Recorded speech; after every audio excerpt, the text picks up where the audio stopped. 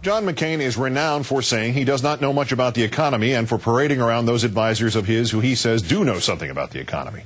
Our third story tonight, a countdown special report on the price of gas and how McCain's chief economic advisor, among others, helped create and defend pivotal legislation that unleashed speculators to run up gas prices. It is, in essence, a legalized form of insider trading, deregulation that lets speculators overwhelm trading in oil futures, those complicated contracts that let commercial users of oil hedge their bets about future price and supply fluctuations by agreeing to prices and delivery dates ahead of time. Since this legislation passed, gasoline prices have more than doubled, and commodity traders have made tens of millions of dollars, devastating thousands of small companies that deal in oil and creating the risk of a speculative bubble popping. How does McCain fit in? The road connecting him to $4 gas begins with Enron. Soon after Enron's birth as a power supplier in the 1980s, CEO Ken Lay decided he could make more money betting on electricity futures, especially if government regulators didn't stop him from cornering the market and gaming the system. Under the first President Bush, an obscure agency called the Commodity Futures Trading Commission obliged Ken Lay. The CFTC chairwoman, Wendy Graham, left Enron alone.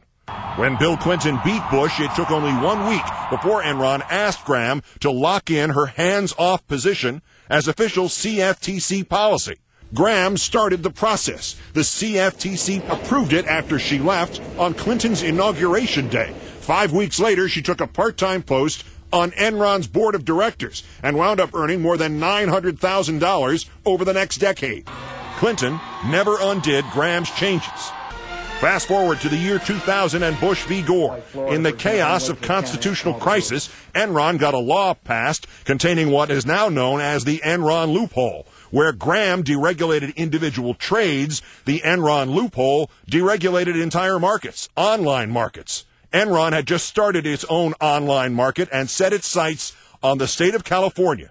Over the next 6 months, California suffered 38 rolling blackouts as Enron used artificial shortages, bogus deals, and total knowledge of the market as sole owner of its own online market to treble California's energy bills. In the dark, regulators had less power than California did, leaving Enron laughing about it. All that money you guys stole from those poor grandmothers of California? Yeah, Grandma Millie, man. Yeah, now she wants f***ing money back for all the power you charged right up, jammed right up her f***ing $250 a megawatt hour. The Enron loophole applied to all energy commodities, oil, propane, natural gas. So today, oil futures are driven by speculators, free from any regulatory oversight.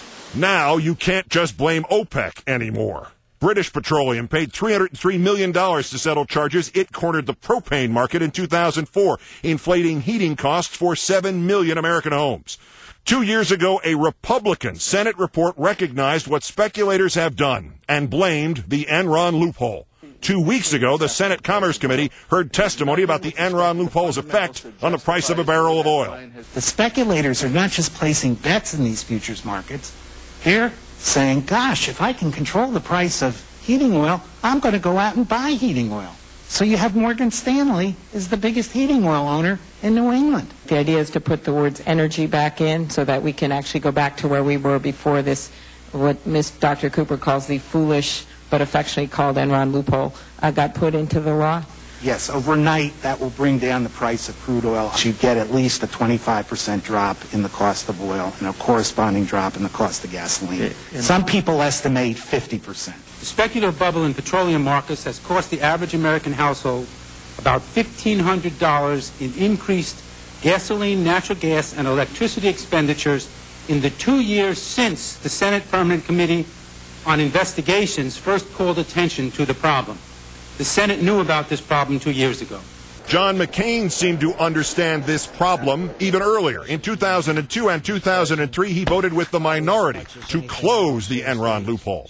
We're all tainted by Enron's money, he said. Enron made a sound investment in Washington. It did them a lot of good. Where they really do well is around the edges, the insertion of an amendment, the Enron loophole, into an appropriations bill. But for most of this campaign, McCain has offered explanations other than the influence of speculators and remedies other than regulation. We can develop alternate energy sources. Will alternative energy fix things without closing the Enron loophole? And what's going to happen when you get all this new clean energy is the banks are going to go into those markets and rob those guys blind, like they're robbing the gas station owners and heating oil dealers in this country right now. What about McCain's idea to stop filling America's strategic reserve? These institutions acting as a herd are accumulating much larger, or setting aside much larger reserves than the strategic reserve is. It's a multiple. John McCain doesn't talk about the Enron loophole anymore. One McCain advisor reportedly said he no longer even has a position on it. And when the bipartisan farm bill shut the Enron loophole last month, John McCain opposed the farm bill, citing its spending levels. What changed? Since 2006, John McCain's top economic advisor has been former Texas Senator Phil Gramm, husband of the former CFTC head who then joined Enron. McCain chaired Graham's 1996 presidential race with Ken Lay as regional chairman. It was Graham who passed the Enron loophole, partially written by Enron itself, with no hearings, with no debate. It was Graham who stopped Democrats from closing the Enron loophole, and it was Graham who became vice chairman at the Swiss financial firm UBS in 2002, less than a year after UBS bought the shattered remains of Enron's energy trading arm. Federal lobbying forms reviewed by Countdown show that Graham lobbied Congress about commodity trading rules in 2006, and that his company, specifically his former aide John Sabercool, now a UBS lobbyist, lobbied the Senate as recently as last year against the Close the Enron Loophole Act, without actually calling it that. McCain's finance co-chair, Wayne Berman, lobbied just last year for Chevron and for the American Petroleum Institute against the Price Gouging Prevention Act. And this year, the lobbying firm for which Berman serves as managing director was hired by the New York Mercantile Exchange to lobby against the Close the Enron Loophole Act. In fact, McCain's top campaign advisor, controversial lobbyist Charlie Black, was paid $140,000 by J.P. Morgan back in 2000 for the sole purpose of lobbying Congress to pass the Commodity Futures Modernization Act, the same act that contained the Enron loophole.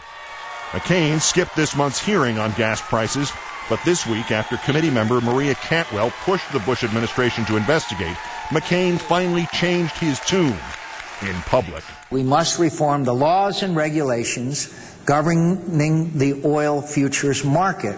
Senator John McCain, however, still has not mentioned the Enron loophole. Still has Graham and Berman and Black heading his campaign, writing his economic policy.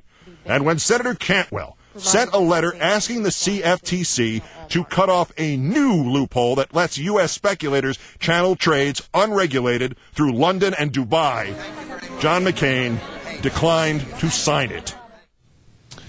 Senator Obama as well has an advisor who has lobbied for the American Petroleum Institute. Obama reportedly opposed the Enron loophole and voted for that farm bill that contained a closure of it. In an email today, the McCain campaign did not address our reporting on his advisors, but pointed instead to his 2003 vote against the Enron loophole and said, quote, Senator McCain's opposition to the farm bill had absolutely nothing to do with this issue, but rather the billions in pork barrel projects and subsidies in the bill that are sure to do more harm than good for most farmers, consumers, and taxpayers.